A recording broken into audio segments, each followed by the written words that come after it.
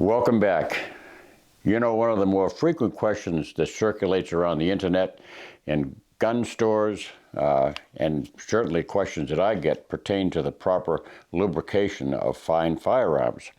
So I'm going to go right into that right now. It's going to be a very brief video, and I've got something special to show you when we get to the back of it. All right, come on over here to the bench. Now let me preface this by saying that firearms are generally over-lubricated. There's a lubrication industry out there that just cherishes the idea of you spending money on their expensive lubrication for so-called gun oil. There is really,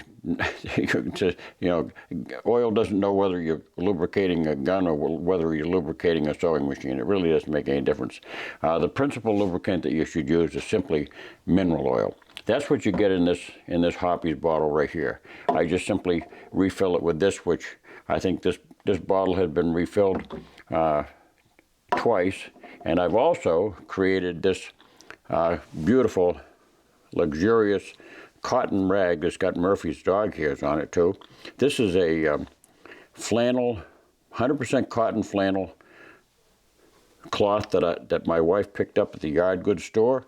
This is treated with this same mineral oil, and I probably put 3 or 4 tablespoons of that oil on here, and I simply put it in the cloth and wring it like it's a bathing suit, like I'm trying to dry it out, and that distributes this oil all through that cloth.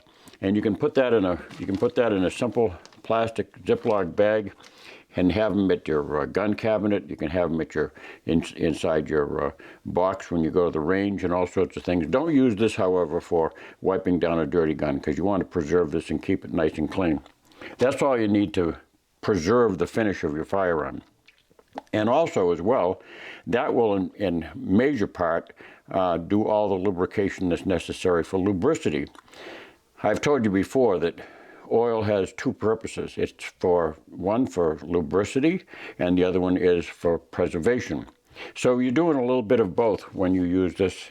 This is all you need for preserving, no matter how fine a gun you have. You can simply wipe it down with this beautiful oil, and you can see that it'll glisten and keeps it nice and clean.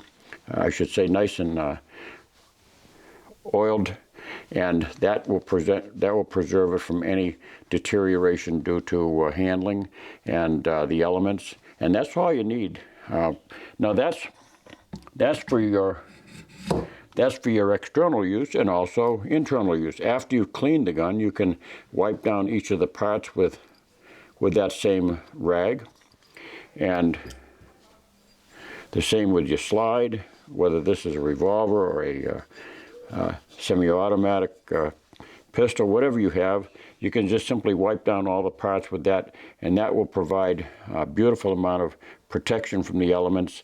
And although it's not necessary for stainless steel, it'll still give it that nice feel, so that it just feels better, and it will help preserve it from stainless steel it is subject to corrosion under extreme conditions. So what do you actually lubricate with oil? Well, I'll show you. With a firearm like this, and this applies to virtually any semi-automatic pistol, 1 drop halfway down this slide rail, right there, 1 drop, that's all you need. 1 drop on this side of your slide rail, that's all you need. You don't need anything more than that. If you want to have stovepipes, if you want to have ammo flipping up from out of the chamber and colliding with one another, stovepiping, the best thing to do is to oil the gun. If you want to get all kinds of malfunctions, oil the gun.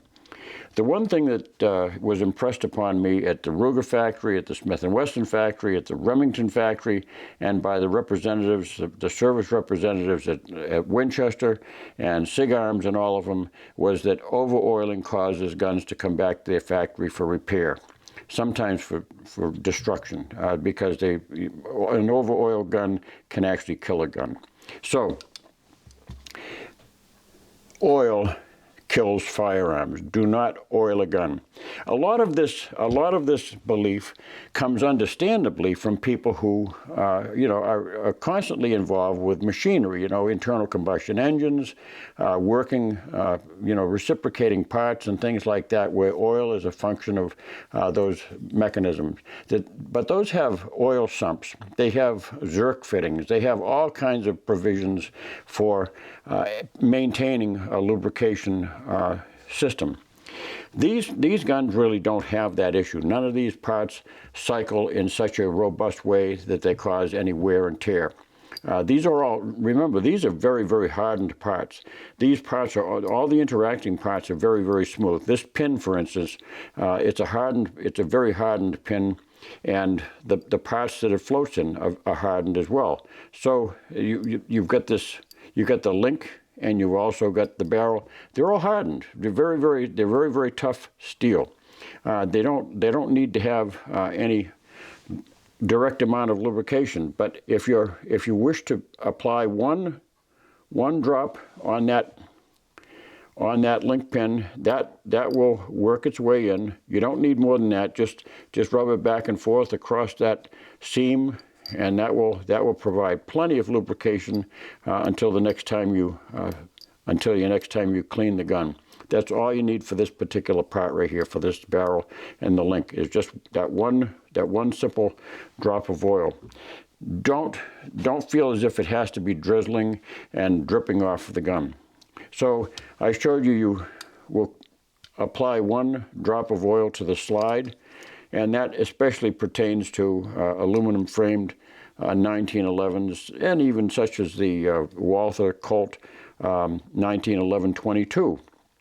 A drop of oil on that aluminum frame is very good, because aluminum can tend to be a little bit sticky against steel. So it may take maybe even one more drop of oil, maybe 2 drops of oil on each side. But again, very, very discreet. There's nothing in this slide that moves that requires oil whatsoever. Nothing.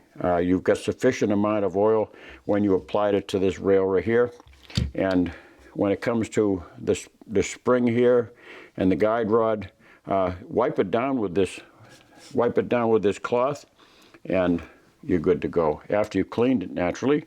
And again, there's nothing that has to be cleaned, except if you wish, you can apply one drop of oil to this pin right here, and just work it in with your fingers. That's all. That will remove any excess oil, and that will provide more than ample lubrication for that part right there. That's it. That's all you need to do. Under no circumstances would you ever wish to drizzle oil down into the mechanism of a 1911 frame. Never ever do that. Never drizzle oil down into this section right here. There's nothing to lubricate. There's nothing that's reciprocating constantly and causing any kind of stress. Now, I get people every now and then that ask me, they say, well, there's a lot of heat buildup in a gun. No, the only heat that builds up is in this barrel right here, and this is designed basically to vent off its own heat. So there's nothing there to concern yourself with. If you wipe that gun down with this oiled cloth right here, you can feel that it's tangible. You can feel that you have a good amount of oil on that gun to protect it. So that's all there is to it with a semi-auto. What about the revolver? Now, I've worked with hundreds and hundreds of revolvers through the years, and maintained them in my professional standing as a police armorer. And I was trained at Smith & Wesson, and I was trained at Ruger, and I'm talking from not only experience, but I'm talking from being taught what I know by those companies, and they know their guns. They really do. They're not looking to have you have some sort of difficulty with guns. They want you to have a gun that is operating smoothly and correctly at all times. This gun really requires little to no lubrication. Now, if you want, you can watch my video I did some years ago on how to disassemble a Smith & Wesson revolver, and In that disassembly process, you'll notice that I used a very fine horsehair brush, and I just brushed a little bit of it. One drop of oil, I brushed it around until everything was shining. That's all I did. Never oil it, never put oil on those pins that stick up and seem to beg for oil. The hammer will rotate on that pin. That's a hardened pin. The hammer will rotate on that forever and ever and ever without causing any wear. The same with the trigger. All the other parts, nothing wears out. So that simple amount of oil on the inside. And you don't really want to take these guns apart all the time, because you're going to end up, someday you're going to scratch the gun when you slide your screwdriver along the side. For a person who's not, he doesn't have the basically the muscle memory to deal with those screws on a daily basis, you're inviting trouble. You're inviting one of those terrible scratches along the side of your beautiful gun. There's nothing there. It won't get dirty inside. There's nothing. This is a sealed frame. There's nothing that's going to get dirty. Just keep it clean. Wipe it down, again, using the same cloth as I showed you before. Never, ever drizzle gun oil or any kind of oil down inside the hammer or anything like that. And the only place that's indicated to oil is on a revolver, and this is no matter what brand it is. One drop right there at this edge, and let this cycle back and forth a few times. Then after you do that, wipe off the excess. The only thing you're seeking to lubricate is the spindle, the ejector rod, and the center pin. That's all you're looking to lubricate. Don't ever allow oil to build up between the face of the extractor rather, and the face of the cylinder, because you're going to increase the distance between the locking surfaces here, and you're going to jam up your gun. That oil will provide a cushion that's essentially like sticking a feeler gauge in between there, and it will prevent the gun from correctly we call singing. You want that to be able to spin freely. So that's all the oil that you place on there, and you also can place just one drop. That's it. One drop right there, and again, cycle the ejection rod, and then wipe off the excess.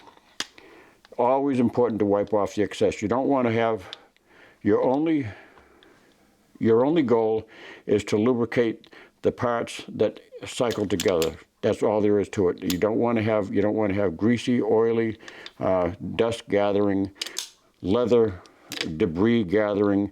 No matter what it is, you don't want to have it attracted to an oily surface. And that's the extent of your oil. You can place one drop of oil on the sight screw, on both sight screws, and that will help prevent any corrosion. And just wipe off the excess. It's nothing. You don't have to get fussy about it. That little amount of oil that I got on there is sufficient. That will get down inside those threads and lubricate them, so you never have that rust up on you. That's all there is to it. Never, ever, ever oil beyond that point. And one other point where you can oil on just very, very lightly is, again, one drop at the yoke or the crane, depending on whether you have a Colt or a Ruger, it's a crane. On a Smith & Wesson, it's a yoke. One drop right on that seam right there, and then again, get the excess off with your oily rag, and that's all there is to it. That will work its way into the bearing surface between the screw and this front screw here, which is called the yoke screw, and the yoke itself. And that's all there is to it for cleaning, I should say, for lubricating a revolver. All there is to it. Now, for those of you who were tuned in last year, around May, I was out in California visiting my friend, my good buddy, Chris Zervos. I want to show you some of the fantastic work that he does. He creates these beautiful display stands for all kinds of firearms. They're all done on custom order basis. You can see some of the wood he's got here. We've we've got a combination of things. We've got some walnut that this model 629 is on. There's just some redwood here. There's some zebra wood. We've got all sorts of stuff that he has. He makes both shotgun, rifle, muzzle loader, whatever gun you have to display. He has any kind of design that you'd like to have him make. Right now, you can see I've got my 1911s on two different stands. I've got this 629 here is on a gorgeous walnut stand. He's currently started building some in a mission design, which is a whole new series that he's created. If you're interested in any of that fine work for yourself to display your guns, I'll put a link down at the bottom here so you can get in touch with him. They're actually marketed through his daughter. He builds them, but you can see what a fantastic job he does. So thumbs up to my buddy Chris for sending me these. It was kind of a cool deal. I get to keep them, and all I have to do is just talk about them. That's all. So anyway, check out the link. Don't forget to subscribe, whatever you do. There's Murphy upstairs going crazy. He's guarding the house. He's a good watchdog. But for all my Patreon donors, I thank you very much for all your support. And I'll see if I can get around here a little bit more often now that the summer's over and weather's changing. I don't have quite so many projects going on, and I'm not out in the boat each day that I can. So I'll try to be around a little bit more often, give you a little bit more information on the all these things that you love to know about. Guns, cleaning, anything like that. So thanks for watching. Don't forget to subscribe. Give me a thumbs up, and God bless.